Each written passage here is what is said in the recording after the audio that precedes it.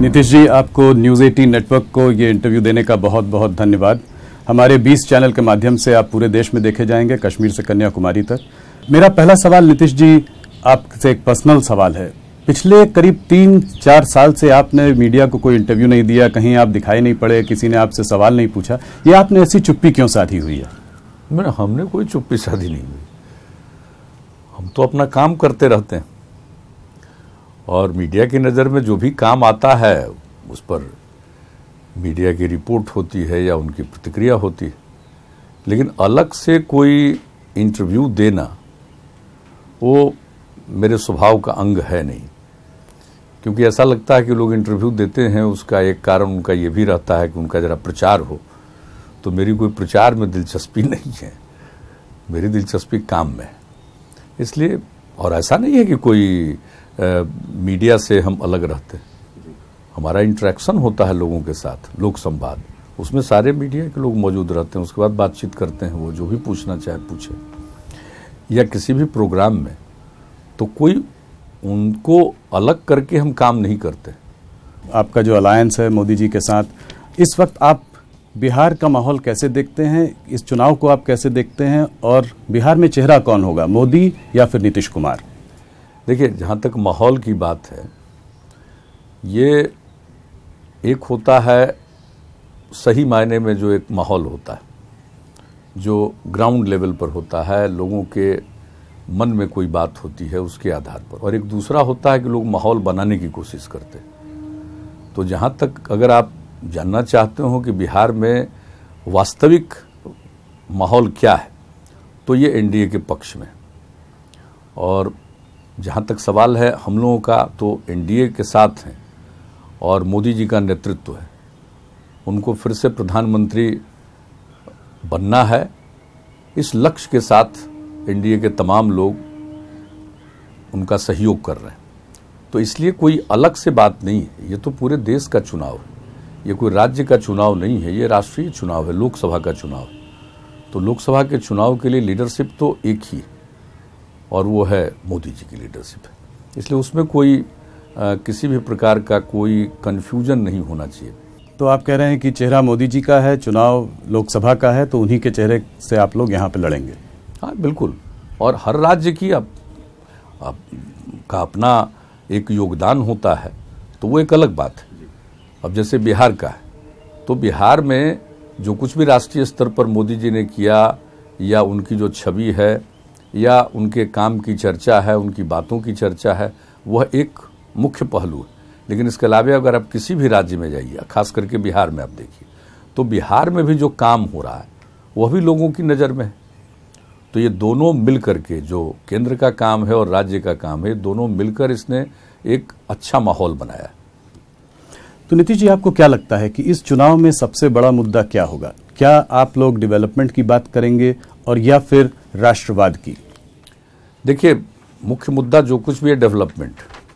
हम लोगों ने बिहार में शुरू से ही, जब से 2005 के नवंबर में बिहार के लोगों ने हम लोगों को काम करने का मौका दिया है, और तब से लेकर आज तक विकास का काम, और सिर्फ हम विकास की बात नहीं करते हैं, न्याय के साथ विकास की बात करते हैं, ग्रोथ विथ जस्टिस। और उसका मतलब है हर इलाके का विकास और समाज के हर तबके का विकास। इसको न्याय के साथ विकास कहते हैं। जब हम लोग निकले थे न्याय यात्रा में 2005 में, तो उस समय भी हमने यही बात रखी थी लोगों के सामने, और लोगों ने मौका दिया कि हमारा लक्ष्य है न्याय के साथ विकास का। और केंद्र ने भी जो देश के विकास के लिए या देश की महत्ता को बढ़ाने के लिए जो काम किया है, वह भी लोगों के सामने। तो ये दोनों को मिलाकर ही हम लोग बिहार में अभियान चला रहे हैं, और मुझको पूरा भरोसा है, जो मेरी थोड़ी बहुत भी समझ है उसके हिसाब से तो मुझको लगता नहीं है कि यहाँ कोई कठिनाई है। अगर आज आप देश में देखें तो जो कैंपेन चल रहा है वो काफ़ी पर्सनल है। नामदार, कामदार, दमदार, दागदार, इस तरह की बातें चल रही हैं। बालाकोट की स्ट्राइक्स हुई हैं, एयर स्ट्राइक्स हुई हैं, उसके बाद से कुछ माहौल राष्ट्रवाद की ओर बढ़ा है। तो क्या आप मानते हैं कि देश में एक राष्ट्रवाद के मुद्दे पर ये चुनाव डिसाइड होगा, उस पर लड़ा जाएगा? कोई राष्ट्रवाद तो एक मौलिक चीज है। राष्ट्र के हर नागरिक को अपने देश के प्रति, राष्ट्र के प्रति एक प्रेम का और श्रद्धा का भाव है। इसमें तो कोई शक नहीं। कोई किसी भी विचारधारा का व्यक्ति हो, किसी भी विचार को माने, लेकिन जहाँ तक देश का सवाल है उसके प्रति तो समर्पण सबका होता है। और जो कुछ भी एक जो आतंकवादी हमले के शिकार हुए हमारे सीआरपीएफ के जवान, और उसके बाद जो कुछ भी पूरे देश का माहौल बना, और फिर जो केंद्र के निर्णय के बाद जो आगे कार्रवाई हुई है, उसको लेकर लोगों के मन में एक संतोष का भाव है। तो ये तो अपनी जगह पर है, लोगों को अच्छा लग रहा है। और देश एक ऐसा चीज़ है, राष्ट्र एक ऐसा चीज़ है कि अगर उस पर किसी भी प्रकार का आक्रमण हो या किसी भी प्रकार का खतरा दिखाई पड़े बाहर से, तो पूरा देश एकजुट होता है। उसमें कोई वो राजनीतिक बात नहीं है। और जिनके हाथ में आज नेतृत्व है, इसका श्रेय उनको जाता है। तो इसके लिए तो लोगों को मोदी जी के प्रति एक जिसको कहिए कि सम्मान का भाव है इस कार्यक्रम से। लेकिन और किसी को ऐसा लगता हो कि भाई इसके चलते उनकी स्थिति और बेहतर हो रही है, तो इसको लेकर कई तरह की बात कहते होंगे, लेकिन वो लोगों को पसंद नहीं। 2014 में जब मोदी जी आए थे, तब उस वक्त करप्शन का माहौल था, घोटाले का माहौल था, तो उन मुद्दों को लेकर उन्होंने अपने लिए एक मैंडेट मांगा, अच्छे दिन का वादा भी किया आने वाले समय में। नेशनल स्तर पर अगर आप देखें तो आज भी बात वही हो रही है, वही करप्शन कांग्रेस का, जो कि अब तो पिछले 5 साल से मोदी जी की सरकार है।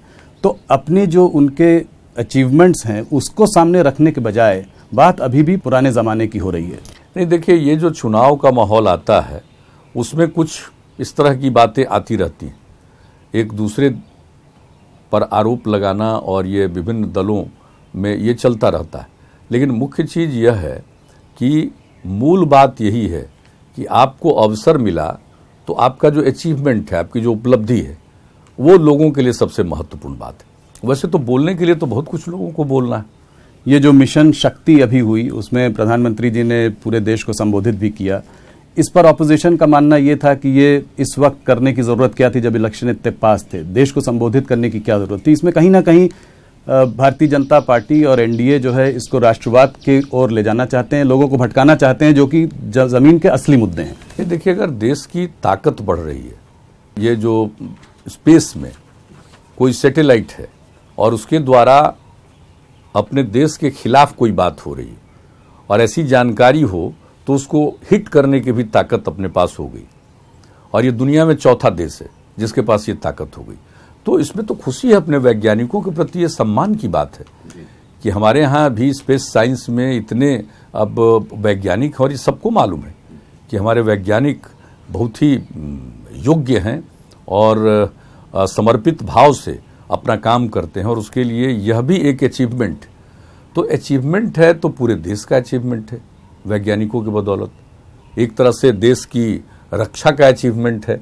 और वैसी स्थिति में देश का जो नेतृत्व करते हैं प्रधानमंत्री, अगर उनकी तरफ से कहा गया तो इसमें कोई ऐसी बात नहीं है कि इसको कोई विवाद का मुद्दा बनाना चाहिए। राहुल गांधी वैज्ञानिकों को तो बधाई दे रहे हैं, मगर कह रहे हैं कि उस दिन थिएटर डे उन्होंने करार दिया कि ये बात है। देखिए, कुछ लोगों की आदत है इस तरह की बात करना, व्यक्तिगत रूप से प्रहार करना। हम उस चीज़ को ठीक नहीं मानते हैं, और व्यक्तिगत रूप से हमारा देश के 2014 में तो हम लोग खिलाफ थे, हम तो अलग थे। लेकिन व्यक्तिगत रूप से कोई बात कहना, वैचारिक बात कहनी चाहिए। अगर कोई विपक्ष में, स्वाभाविक है विपक्ष को भी चुनाव लड़ना है, और विपक्ष का भी दावा होगा कि जनता हमारा समर्थन करेगी, तो ये सब बात कोई ऐसी बात नहीं, लोकतंत्र में तो ये स्वाभाविक चीज़ है। लेकिन आप जान लीजिए कि लोग यह भी तो देखते हैं कि भाई आज जिनके हाथ में हम लोगों ने कमान सौंपी, 5 साल के बाद उसको देखकर उसकी समीक्षा करके फिर हम अवसर दे सकते हैं। लेकिन जो दूसरे लोग हैं जो उसके विरोध में अपनी बात कहते हैं, उनको भी तो यह साबित करना पड़ेगा कि वो योग्य है। अब आप दूसरी तरफ देख लीजिए किस प्रकार का अलायंस, अलग अलग जगहों पर जो सिचुएशन है, स्थिति है। बिहार में भी अब देखिए, पहले बात चल रही थी कि सीपीआई भी रहेगी, सीपीएम भी रहेगी, अब क्या स्थिति आ गई है।